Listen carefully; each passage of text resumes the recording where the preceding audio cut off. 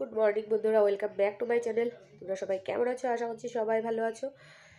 আর এখন আমি আমার ভিডিওটা শুরু করলাম। এখন হয়তো 10টা বাজে, হ্যাঁ 10টায় বাজে, একটু বাকি আছে। সন্ধ্যের জন্য তো কথা বলতেই পারছি না। এখন মাংস এনেছে, সেটাকে এখন রান্না করব। মানে ধুয়ে টুয়ে রেডি করে রান্না করতে হবে। আজকে যেহেতু একটু তাড়াতাড়ি করে এনেছে, তো তাড়াহুড়ো তো খুব একটা নেই। তো চলো এবার বেশি বকবক না করে, মানে কালকের ভিডিওটাও দিয়েছি বেশিরভাগ বসে বসে গল্প করায়, তো আমি কাজ শুরু করে দিই। চলো, মেন কথা হচ্ছে আমার জানলাটা খুলে দিতে হবে, কারণ আজকে একটু বৃষ্টি কম, একটা রোদ নেই, তবুও মানে ভালো লাগবে।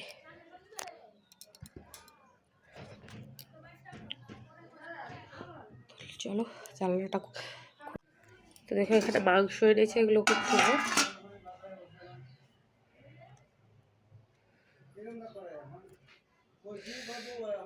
তো দেখো এখানে মাংস টাংস আমার ধোয়া হয়ে গিয়েছে। অদৃতির জন্য মাংস বানাচ্ছি, একটুখানি করে নিয়েছি, দেখিয়ে দিলাম তোমাদেরকে। মানে ওকে লঙ্কা না দিয়ে বানিয়ে দেবো। আমাদেরটাও তো অনেক ঝাল দিয়ে করি, তো অদৃতি ঝাল খেতেই পারে না, একদমই খেতে পারে না। তো আমাদেরটা তো প্রচুর ঝাল হয়, মানে আমারই খেতে অসুবিধা হয়। তোমাদের দাদাভাই একটু ঝাল না হলে ভালোবাসে না, তো সেই জন্য ভাবলাম যে অদৃতেরটা আলাদা করি, তাহলে শান্তি করে মেয়ে খেতে পারবে। আর এখন একটু একটু মাংস দিই, তো মাংস খেতেও একটুখানি ভালোবাসে। তো চলো আমাদের তরকারির জন্য এখন মশলা রেডি করতে হবে। মানে ওটা প্রথমে করে নিলাম, ওকে তো খাওয়াতে হবে। তো এবার পেঁয়াজ, রসুন, আদা, এগুলো যা সমস্ত কিছু লাগে, তো সেগুলোই রেডি করছি। আর আমরা কিন্তু চিকেন একদমই খাই না, মানে ভালো লাগে না চিকেনটা খেতে। আর চিকেনটা এখন মানে ভালোও না, সেই জন্য খাই না আর কি। আগে খেতাম, এখন চিকেনটা একদমই টোটালি আমাদের ঘরে আনা বন্ধ হয়ে গিয়েছে। তো চলো এবার এদিকে রান্নাও করছি, অদৃতির মাংসটাও দেখতে হচ্ছে, মানে রান্না বলতে আমাদের মাংস জোগাড় করছি। তো দেখো জলটা শুকিয়ে এসছে। ওকে যেহেতু এক পিস মাংস ছোট ছোট করে কেটে তারপর বানিয়ে দিয়েছি, তো সেই জন্য জল উঠেনি, একটুখানি জল দিয়ে তারপর কষাতে শুরু করে দিয়েছিলাম। একটুখানি ভেজে টেজে ঝোল দিয়ে দেবো। তো ভাজা হয়ে গিয়েছে, এখন ঝোল দিয়ে দিলাম। এবার আমাদের তরকারিটাও বসাবো। তো চলো আগে পিছে আমার এই মাংস রান্নাটা অনেকেই দেখেছো, মাংসটাকে মশলা টশলা করে ম্যারিনেট করে রেখে দিই কিছু সময়।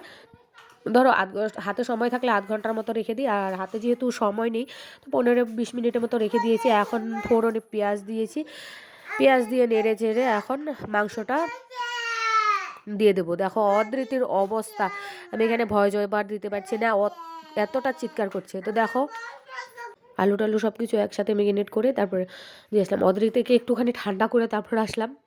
কোথায় কি বলছিলাম আমি কিন্তু ভুলেই গিয়েছি। তো আমাদের মাংসটা থেকে অনেকটা জল উঠবে, যেহেতু অনেকটা মাংস।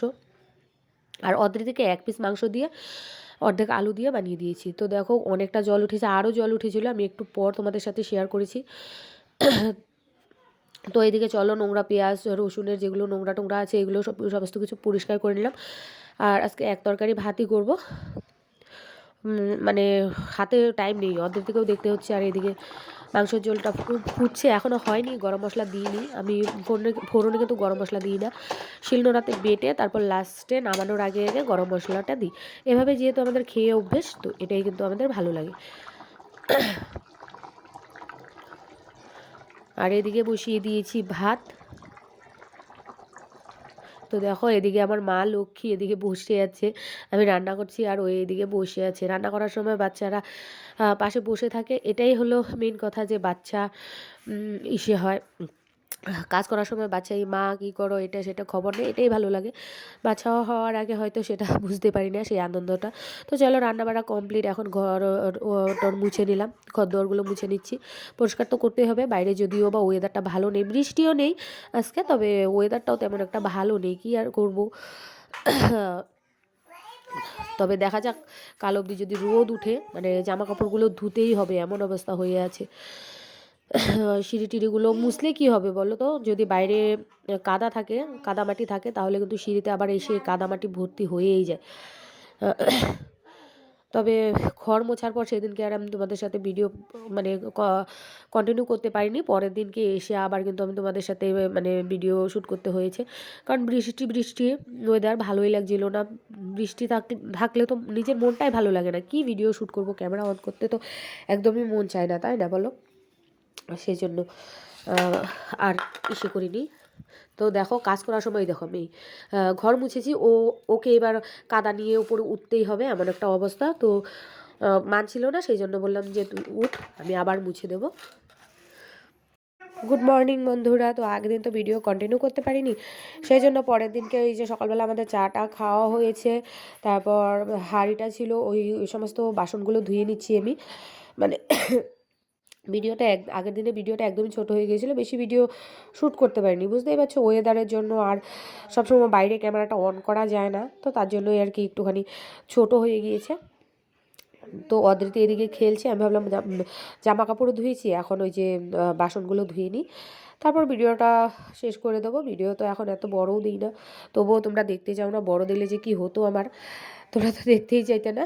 যাই হোক, কবে যে ভাইরাল হবো হ্যাঁ সেসব ছাড়ো, তোমরা পাশে থেকো, কমেন্ট করো, লাইক করো, তাহলে ভালো লাগবে। তো আমার এদিকে বাসনপত্রগুলো ধোয়া হয়ে গিয়েছে, তো চলো এবার ঘরে যাওয়া যাক।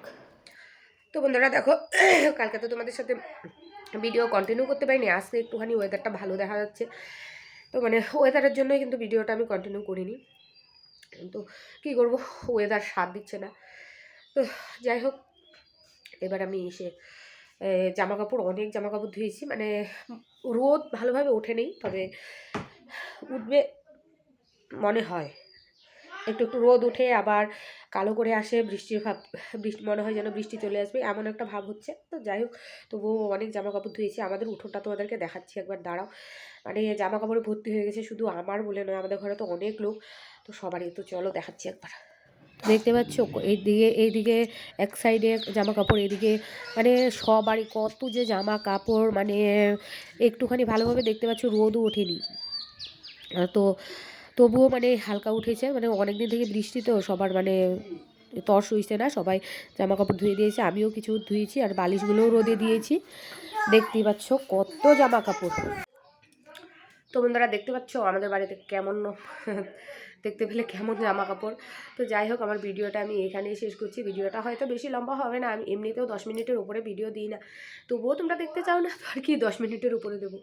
তোমরা যদি মানে দেখতে পাশে থাকতে, তাহলে হয়তো 15-18 মিনিট করে দিতে। আমার কমেন্ট করো না সবাই কেমন হয়েছে না হয়েছে, তাহলে তো আমি বুঝতে পারি যে আমার ভিডিও কেমন হয়েছে। ভালো হলে তো ভালোই, আর খারাপ হলে তো ভিডিওটা ঠিক করা যায়। তো তোমরা সবাই কমেন্ট করো, লাইক তো করোই না, জানি না কেন। যাই হোক, পাশে থেকো আমার। তো চলো বন্ধুরা, তোমরা সবাই ভালো থেকো, সুস্থ থেকো, আমার পাশে থেকো। টাটা।